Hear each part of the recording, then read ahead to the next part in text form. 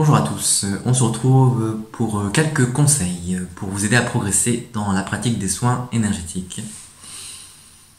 La première chose, je pense que c'est de ne pas attendre de résultats.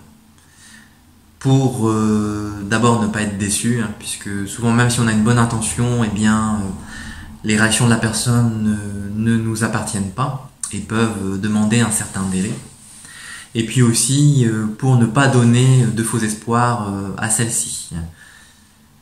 Du coup, je pense que le frein des bonnes intentions doit être travaillé dès le départ.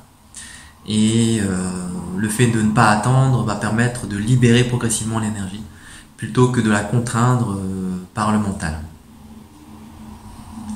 D'autre part,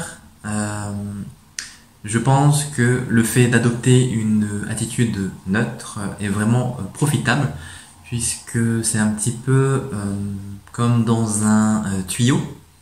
Lorsqu'il est vide, l'eau va passer correctement, mais lorsque vous y ajoutez du sable, de la terre ou des cailloux, l'eau ne va pas passer correctement. Et bien c'est un petit peu pareil pour les soins.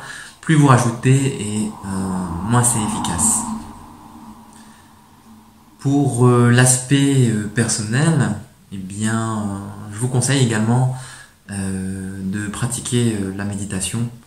Pourquoi? Parce qu'il y a différents aspects mentaux qui vont nous bloquer très rapidement et au fur et à mesure de la pratique. Et le fait d'entrer en résonance avec le réel par une assise va non seulement soutenir l'énergie subtile, mais également celle physique. Et du coup, vous permettre de soutenir l'effort sur une longue durée et de ne pas trop souffrir des répercussions que peut avoir la pratique des soins énergétiques. En effet, non seulement lorsqu'on rencontre des énergies en face de soi qui ne sont pas forcément agréables, mais également lorsqu'on rencontre ses propres énergies, surtout cela.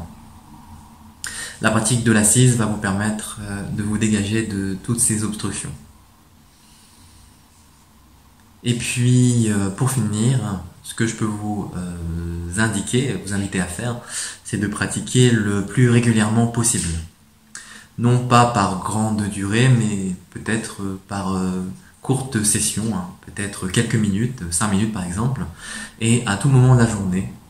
Par exemple, lorsque vous êtes dans un transport en commun, ou lorsque vous faites une file d'attente, que vous êtes dans une salle de médecin, ou bien lorsque vous avez un petit moment de disponible et que vous voulez vous détendre, vous revenez à une attention au corps, toute simple, vous balayez, vous ressentez, vous regardez autour de vous, votre environnement, et vous appréciez le présent, une présence à ce qui se passe, là, ici, maintenant, et puis simplement une observation du réel tel qu'il est, en essayant d'être sincère avec soi-même, de ne pas se cacher les choses, et de ressentir le plus pleinement les sensations physiques, les émotions, les pensées, sans rien repousser, aucun aspect, aussi bien positif que négatif, et en essayant d'intégrer tout ce qui est présent, de se rendre compte de tout ce qui est là, de tout ce qui est déjà là.